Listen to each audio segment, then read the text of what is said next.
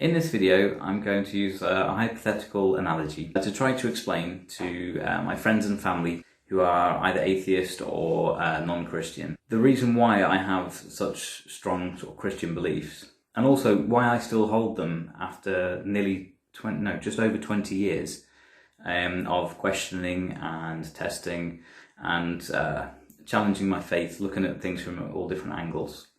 I've looked at all the different arguments and things that would contradict and challenge and sort of oppose my faith and my beliefs.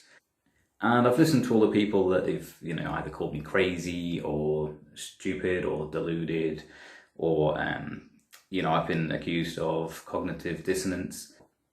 People telling me that I'm ignoring things that they say are irrefutable facts, and basically just that I'm wrong and that my beliefs are wrong.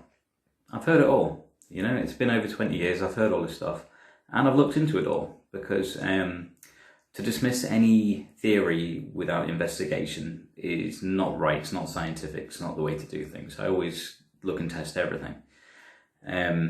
So what I'm going to do is just give a quick sort of hypothetical analogy to help just try and explain a bit about why I am the way I am, why I still hold my beliefs. So, hypothetically speaking, let's just say that you live in a world in which there is no lightning. There's no such thing as lightning. There may have been sort of rumours of it, myths, perhaps, legend. But, the general consensus is that there's no such thing as lightning. Nobody, has ever seen it or ever seen any evidence of lightning. Basically, it just doesn't happen. Okay, in this hypothetical world in which you're living. Okay. Now imagine that you're walking along, you're walking somewhere, you're on your own, nobody there with you, and all of a sudden you see a cloud form close to you, and then lightning starts striking the ground all around you. Like, you're amazed by this lightning smashing all over the place. But not only that, but lightning actually strikes you. You get hit by lightning and you feel its effect. You get the full experience of the power of being hit by lightning. But you survive this, okay? It doesn't kill you. And now remember, this is still a hypothetical world. So in this hypothetical world, it all dissipates, the cloud goes away, you get up, and there is no evidence that you've been hit by lightning. Now, obviously, this is still hypothetical, so this just an analogy. So please don't comment and say, "Oh, that wouldn't happen. There would be some evidence you've been hit by lightning." Not relevant here. This is metaphorically speaking. So, your clothes aren't burned or anything. There's nothing to suggest there's been lightning there, but you've witnessed and experienced the lightning, and it's also hit you. Okay, so now you go back to your friends and family, and you try to explain to them. You try to describe what's just happened. You try to describe to them that you've seen lightning. You've not only witnessed it for yourself, but you got hit by lightning. You felt it. You know that there is such a thing as lightning. And you try to explain this to them, and then imagine they turn around and say things like this to you. Don't be ridiculous. There's no such thing as lightning. You imagined it. There's no evidence that lightning even exists. You made it up. I don't believe you. How can you believe in lightning? You're crazy. You're ignoring all the studies that prove that lightning doesn't exist and hasn't happened. Prove to me that lightning exists, and then I'll believe you. So you get the idea. Okay, so what's my point? Well, my point is that having a personal experience of God the Holy Spirit is just like being hit by lightning in the analogy that I just gave. This is exactly what happened to me just over 20 years ago when I became a born-again Christian, when I felt the Holy Spirit come to me, and I felt completely changed from the inside out in an instant. And the only way that I can really explain becoming born again is a bit like being hit by lightning in my analogy, in this world where lightning isn't supposed to exist. And it's not something that I can unexperience. It's not something that I can unbelieve, because it's something that happened to me, something as strong as being hit by lightning. So I can't really purposefully forget what's happened to me, no matter how many people tell me that God isn't real, or that I don't know, my beliefs in Jesus are just crazy, and they, you know, they try to convince me that there is no God, when I'm the one that's had this experience. I can't unexperience it. There isn't really an adequate way that I can describe to you personal salvation and the feeling of God the Holy Spirit. It's something that you can only really understand when you feel it for yourself. It's a bit like this, if you'll allow me another short analogy. Imagine that I'm holding an apple, okay, in front of you, and I take a bite, and I eat that. And then I ask you, the bite of apple that I've just eaten, was it sweet or was it slightly sour? You don't know, right? You can't possibly know because you didn't taste it.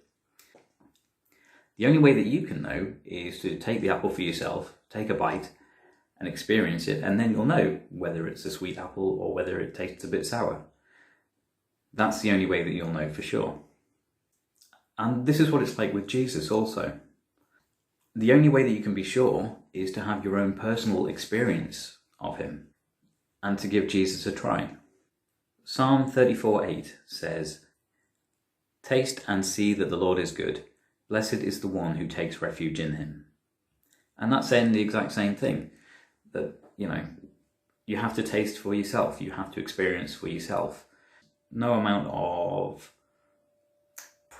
trying to prove God's existence or God's Holy Spirit is going to convince you or anyone. But being struck by lightning will make you believe in lightning.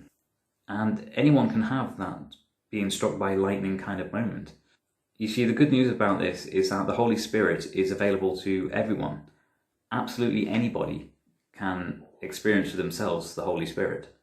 You just need to be open to God and to ask him genuinely to come to you.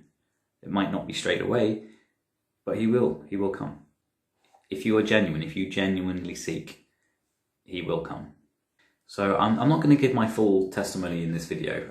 I may make another video in the future about that, where I try and explain a bit better, a bit more fully, how it felt for me that moment when I felt the Holy Spirit come to me, and that whole salvation experience, everything that was going on in my mind about wanting reconciliation back to God and forgiveness for the bad things in my life. There was a lot going on. It's a bit hard to describe. I'm not going to try and describe it all in this video. I may do another one in the future. So all I'm really trying to do with this video is to explain, you know, the next time you tell a Christian that their beliefs are wrong, or you think that they're incorrect, it's kind of like telling somebody who's been hit by lightning that lightning doesn't exist, and that they shouldn't believe that they were hit by lightning. Just to sort of put it back to my analogy, that's probably the best way I can think to describe it. And that's why after 20 years of having every kind of objection fired at me that you can think of to my Christianity, to my belief, I'm unmoved. Because I know within myself, I know what I believe, what I've experienced. It's not something you forget. It just really isn't something you just switch off and go, oh yeah, maybe I was wrong. Maybe I wasn't struck by lightning that time. It's not how it works. So I hope this video has helped to explain a little bit about me and about, you know, why I hold the beliefs that I do. You know, my beliefs about Jesus and about salvation. This video isn't a gospel message video. You know, I've done one of those already on this channel. This is more just an insight for my friends and family, particularly those that are either atheist or non-Christian, and the ones that like to discuss these things with me. I do, you know, I sometimes have discussions, debates with my friends and family about these issues, about the things of life and faith and God, and it's just to try and really show you from my side of faith. It's just to really explain why I am how I am.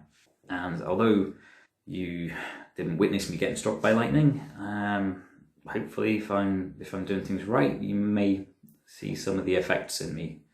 That would be my hope, that you may see that there's something a little bit different about me. If not, then I'm doing a bit of a bad job, and then that's on me, and I need to become more Christ-like. Anyway, that's enough for this video. Just wanted to put that out there, and God bless you all, and have a great day.